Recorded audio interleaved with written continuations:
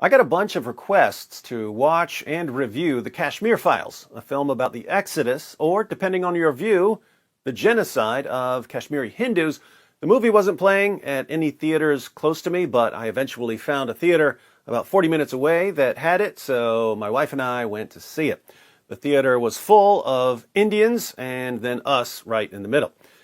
The main point that the film is trying to get across is that what has been thought of for about 30 years as an exodus of Hindus from the Kashmir Valley was actually a genocide that has been largely covered up by journalists and educators and politicians, and that now a younger generation of Hindus, even the children of the people who fled for their lives, don't know what happened. So the film claims to present what really happened. Now, since most of you have no clue what's been going on in Kashmir, here's a quick history lesson for some background so you can understand the plot of the film. The British arrived in India in the 1600s and eventually controlled what are now India, Pakistan, and Bangladesh. But much like the American colonies that ultimately became the United States, the people of India did not like being controlled by the British. So there were various resistance movements and rebellions, but the British, for a very long time, were just too powerful to drive out. After World War II, however, the British just didn't want to be fighting on the other side of the world. They were too worn out and too broke, so they decided to leave. And their withdrawal from India was about as well planned as the U.S. withdrawal from Afghanistan. The British decided that they were going to make two countries, India and Pakistan.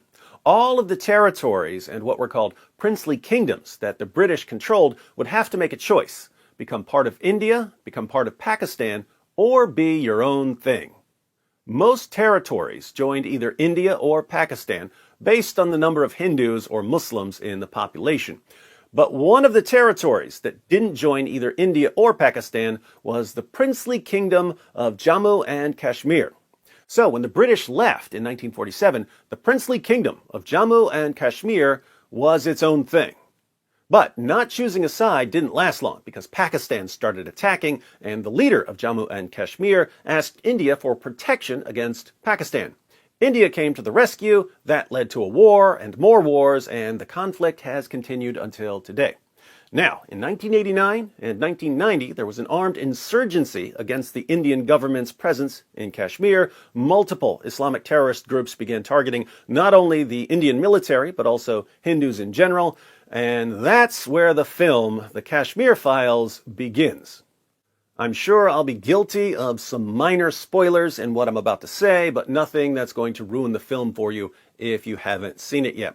So, the film begins with Muslims attacking Hindus. Muslims are shouting, "Convert, leave, or die," and telling Hindu men to leave the Kashmir Valley, but to leave their wives behind.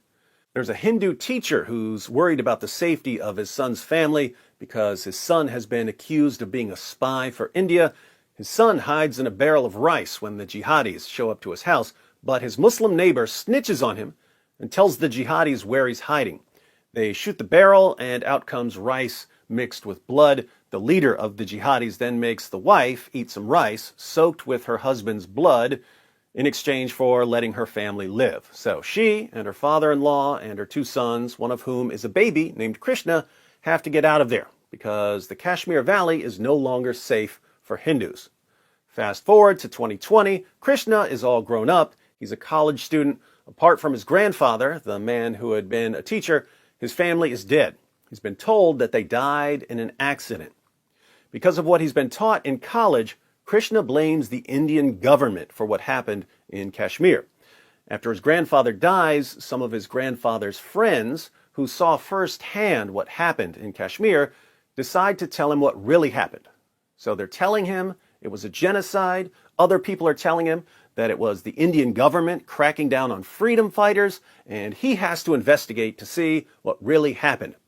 The film builds up to a speech Krishna gives in college where he explains everything he's learned about the history of Kashmir. I could go into a lot more detail, but then I'd be giving too much away if you're planning to see it. So, my thoughts on the film. The Kashmir Files is a good movie. Definitely worth watching. The acting is great, It's well written, it's well directed, great dialogue. There are all kinds of memorable lines. One of the Hindus says something like, "Kashmir was paradise on earth, but the terrorists turned it into hell on earth to guarantee their place in paradise." Lots of good quotes like that. If you're wondering whether you should take your kids, there is a lot of graphic violence. There are people getting shot in the head, execution style. The worst scene is a woman getting sawn in half. So if you don't want to see things like that and you go anyway, be sure to cover your eyes when you see a gun pointed at someone's head or when you see people turn on a mechanical saw. The film is in Hindi. Here in the US, it's got English subtitles. Some people don't like reading subtitles, but Hindi speakers use lots of English words and phrases, so you can understand a lot of what's going on even without reading the subtitles. I usually don't like reading subtitles when I'm watching movies, but I didn't have a problem with it here. So, no reason not to see the film unless you really don't want to see graphic violence.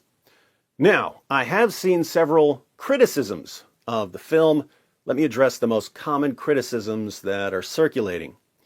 First, several critics have complained that some of the numbers have been inflated. For instance, I think the film says that 4,000 Kashmiri Hindus were killed in the conflict. I've seen numbers that are very different in different places. I've seen articles claiming that 200 were killed, or that 400 were killed, or that 600 were killed, or that 1,300 were killed. One of the claims of the Kashmir files is that many of the deaths weren't reported or were covered up. But if you're claiming that a certain number of deaths is historically accurate, then the number would need to be based on something. I don't know enough about this to make a judgment, but if you have any evidence for specific numbers of deaths, feel free to share that in the comments section.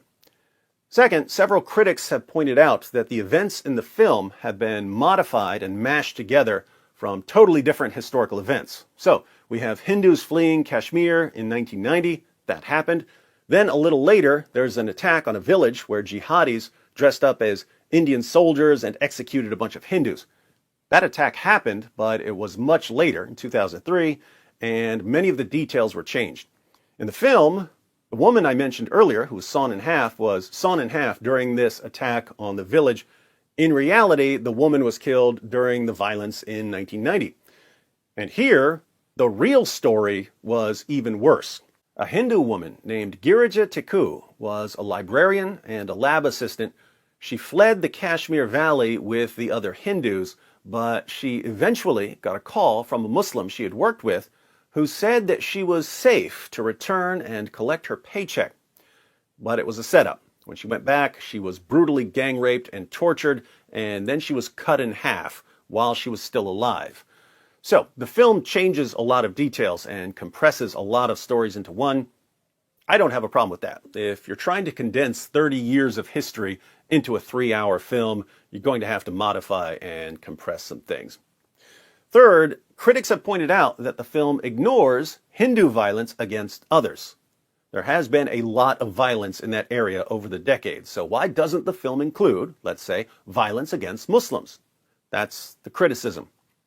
My view here is that the film is about the attacks on Kashmiri Hindus, so complaining that the film doesn't include a bunch of other stuff would be like complaining about a Holocaust film and saying, well, why doesn't the film talk about stuff that happened to the Germans? Movies have a point. Other points have to be made in other movies. So if you think there's another point that needs to be made about other things that happened, write a screenplay. Fourth, the main criticism against the Kashmir Files is that it makes all Muslims look like bad guys. The film makes it seem like all Muslims are in on this plot to destroy Hindus. And this is, I think, a fair point to be raised. I can only recall one time where the film acknowledges that not all Muslims are bad. During Krishna's speech at the end, he mentions moderate Muslims. And he says that jihadis kill moderate Muslims as well. But for the most part, the film does give off a Muslims bad, don't ever trust Muslims vibe. And it's just a fact that not all Muslims, not even all Muslims in Kashmir, supported what happened to the Hindus there. I understand that the film is about what happened to the Hindus and that the attacks were perpetrated by Muslims, but I think there should have been some acknowledgement that not all Muslims wanted the violence, because not all Muslims wanted the violence.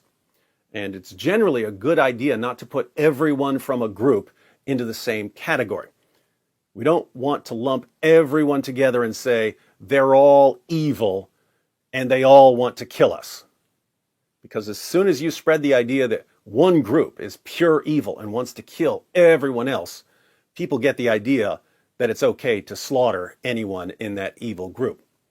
And if we learned anything from the Kashmir files, it's that we shouldn't target entire groups of people because they're different from us. Those are my thoughts on the film. If it's playing in a theater near you, be sure to check it out.